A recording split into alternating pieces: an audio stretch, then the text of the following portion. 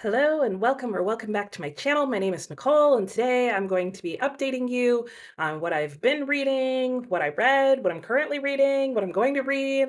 It's just a chaotic reading month, so we're just gonna go with it.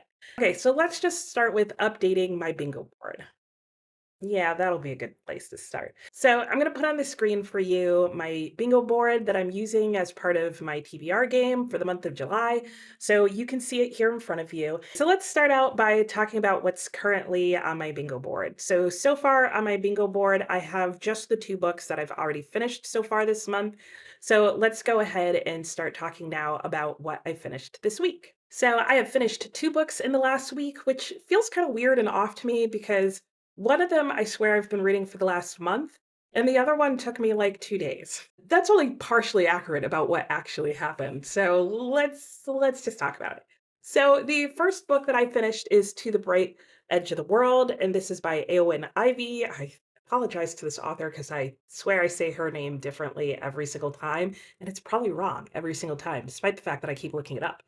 Anyway, this is a book that I read because earlier this year I read The Snow Child and absolutely loved that book, loved the story, and especially loved the writing style. And so I wanted to read more of Eowyn Ivey's work.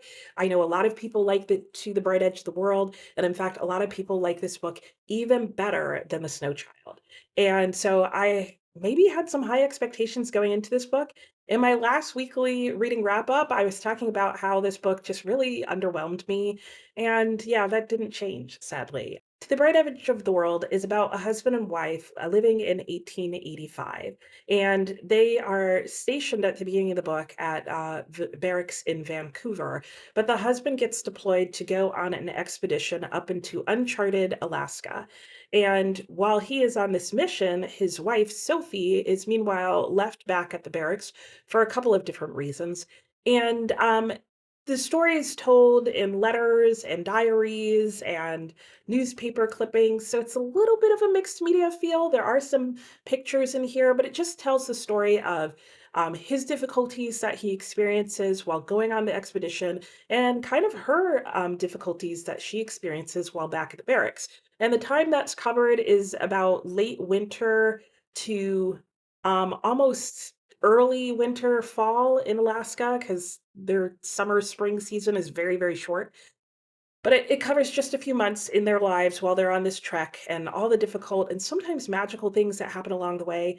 It sounded really interesting. The first couple of pages I read out of this book were really interesting, but somehow this book just didn't keep my attention. I found this book nowhere near as entrancing as I was hoping it would be, based off of The Snow Child and even based off of the first couple of pages in this book.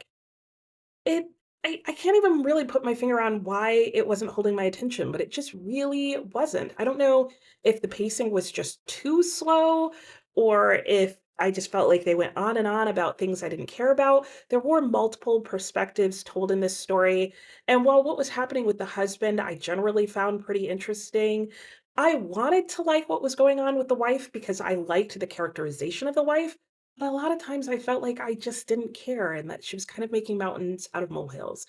I don't know what else to say about this book. If you like Eowyn Ivey's work, if the topic, is something that you respond to, I would say look maybe at somebody else's review of the book because there are plenty of people who love this book, and I do feel like it's partially just me not really being a fan. I will say that after a few chapters in the book, I switched to the audiobook because I was literally just falling asleep while reading this. And I go back and forth. I feel like maybe the audiobook kept me from getting deeper into the story, but at the same time, I felt like I was really following it, and I generally wasn't multitasking while listening to the audiobook. I don't know what happened, and I'm kind of sad about it because I really liked The Snow Child and I wanted to like more. I didn't dislike this enough that I won't read another writing of hers, but it is going to make me cautious, and probably the next book of hers that I read I'll probably also get out of the library. That is one thing I do have to say about this is I did take this book out of the library, and I'm really glad that I did because I would have been very disappointed and frustrated if I had have actually bought this book. So, sad but true, this ended up just being a 3 star. It wasn't bad, it was just okay. The next book I read was way more than just okay, and that book is Marina by Carlos Ruiz Zafon. He is more popularly known for The Shadow of the Wind, but he is a classic writer of Spanish literature, and I was really interested to read one of his books. I've seen tons and tons of stuff about The Shadow of the Wind, but every time I hear about it, I always feel like maybe I'd like that, but I don't know. But Ricardo, whose channel I watch, and I'll link him in the description box below, he was the one who recommended Marina. And so when he mentioned, as you can maybe kind of see here, that it's a Gothic story, I was like, ooh, I'm intrigued. And this is a shorter book, it's YA. And I was like, okay, I'll give it a try. And guys, this book is so good. If you've read The Shadow of the Wind and you really enjoyed that, I would give this a try. It's an easy book, it's a pretty straightforward read. I will definitely say it's YA. I would say it's YA mostly in terms of the writing style. It definitely feels like an easier, like early high school, late middle school, like writing and reading level. Um, but I didn't find like it was full of like angsty teens and difficult situations. One of the things that I think saves that this book from maybe having that issue is that it has a really strong narrative voice, and the whole book is first person narration. But it is told by the protagonist later in his life, reflecting back on things that happened to him when he was a teenager. But Marina is about a young man named Oscar and this series of adventures and strange happenings that he comes across when he's about 16. And basically, Oscar, up to this point, has been living in a boarding house and boarding school, and he's just kind of going through the motions. He doesn't have a great relationship with his family, and he's more or less so kind of abandoned at his school. And he's got some friends, but life is just kind of whatever. And he spends a lot of time alone just wandering the streets of Barcelona. Until one day he comes across a mysterious old mansion and a man and young lady living there. And things in his life from that point on just cannot stay the same. And what follows is a story that is compelling and romantic and creepy as heck at times. Like, I feel like saying it's gothic is, like, being pretty nice, but it does have a gothic feel, even though there's definitely some, like, pretty scary moments and, like, gross and creepy moments in this book. I would agree that there are definitely parts of the atmosphere that just feel gothic. If you, like me, are generally a scaredy cat, I would say you could probably manage this book. I did, mostly in the daytime, but I didn't find the creepy bits, like, that horrible. Like, they were just enough for me to be like, "Oh," but there were also really tense moments, so it kept me going and reading quickly through those sections, and the thing that worked for me in this book was the creepy and horror and gothic moments were very self-contained. So it would just be a situational moment in the book that you knew if you just waited a few pages, that event would be over and you'd go back to, potentially peace and happiness, but at least, like, the level would be brought down. And that was enough for me to survive. Was this a perfect book to me? No, I really wanted it to be, but like I did have a few nitpicky things, but it was hard for me to tell where they were coming from. This book has been translated into English, and I would say, especially in the first like two or three chapters, it felt translated. It felt like they didn't do a direct translation of the words, but they tried to take like colloquialisms or idiomatic expressions and change them into English idiomatic expressions, except it felt like the translator took the most cliche English expressions and put them in here. And I don't know, but there was just something about it that felt odd, and it felt odd repeatedly when it came to idiomatic expressions, and so that's why I'm questioning, like, what happened during the translation. So it made me kind of be like, "Ah, I kinda wanna read this book in Spanish," though I can't really do that well, but I definitely really wanna look at a couple of passages in Spanish. So I'm trying to give the book the benefit of the doubt, and if you read this story, I would say give the book the benefit of the doubt because there are things in here that I have found that are either tropes in Spanish literature or may not be as cliche in Spanish writing or in Spanish itself as it is in English. And that's something that's always important to keep in mind when you're reading a translated work. In terms of highs, I liked everything else about this book, and enough so that I can kind of forgive those 2 bloops. Because let's be honest, no book is actually perfect, and so while this one wasn't perfect for me, it still got a 5 star because the plot was gripping, it had me turning the pages, I practically was in a chokehold and needed to finish the book. The characters were all really well done and really interesting and fascinating, and I will say, there is a bit of a mystery going on that you could argue is pretty predictable, but I tend to find most mysteries predictable. Like, I always know it's probably going on. Plus, there's some heavy hinting and nods to other authors, so I don't feel like he was trying to totally hide what was going on. And it is young adult, so maybe he was trying to keep it easier to figure out. I don't know, but that didn't bother me because so long as I still have a part of myself that is doubting whether I'm correct, I will keep reading. But that may also be why I don't read a lot of mysteries. Anyway, I did enjoy the world building in this. The initial setting and atmosphere and like gothic mansion type of situation did resonate with me and feel a little bit like Jane Eyre like and Rebecca like in terms of atmosphere. But I will say the storyline and the plot in this is totally different from both of those books. I would say another book that it reminds me of, but I feel like it would be a spoiler. In fact, if it seems like I'm not saying a lot about what the plot of this book is about, I'm not because I feel like virtually anything I say would be a spoiler for this book. But I really enjoyed this. If you like gothic stories with maybe a little, spooky bit or creepy things going on, then you may like Marina, and I think it's worth giving a try. All right, so let's go back to the bingo board and update that and see what that looks like. Marina was my prompt 88 pick. And To the Bright Edge of the World was actually my free pick for this month. So here's where I currently lay at. Let me talk about what I am currently reading. There are 4 books I'm currently in the midst of, and I'll start with the one that I can't find. I probably can't find it because I'm also listening to it on audiobook, so the physical book could be virtually anywhere. And that book is Howard's End by E.M. Forster.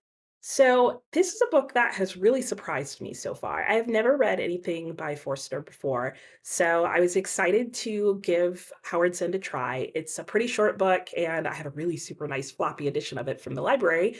And I did start it first on audiobook because I was out of audiobook and I really just wanted to listen to something while I was doing housework or going for a walk and that kind of thing. And I'm really glad I picked up this book. I think what surprised me about it was I was not expecting it to be funny and lighthearted. And that's how it's coming across to me. I think partially because of the recording definitely makes it seem like a tongue-in-cheek, witty kind of book. And I'm really enjoying the audiobook that I'm listening to. This book, what is it about? I still feel like I'm not totally sure. There are 3 main families involved, the Schlegels, the Bast, and the Wilcoxes, and they're kind of all in different classes, kind of, sort of, for a variety of different reasons. The Schlegels are, like, pretty well off, but they're kinda self-made. The Wilcoxes also kinda seem semi-self-made to me in terms of money, but they're definitely the most well off. And then there's the Bast, who are definitely more sort of a working class, maybe slightly better than that, hoping to rise above it all, but definitely in some questionable societal morality situations going on there. So these 3 families interact and meet in various ways, but this book largely has to do with class and society expectations and family drama. Like, it is just like it kind of feels like a soap opera where there's just people coming in and being like, "Oh my gosh, you won't believe what happened now." And there are definitely some surprises that happen in this book that I'm like, "What? What is going on now?" There's always something crazy happening in this book. I'm really enjoying it so far. I kind of wish that I was reading it only in the physical form because I definitely feel like there's things going on and being said that I want to think like longer and slower about that's not happening due to the audiobook.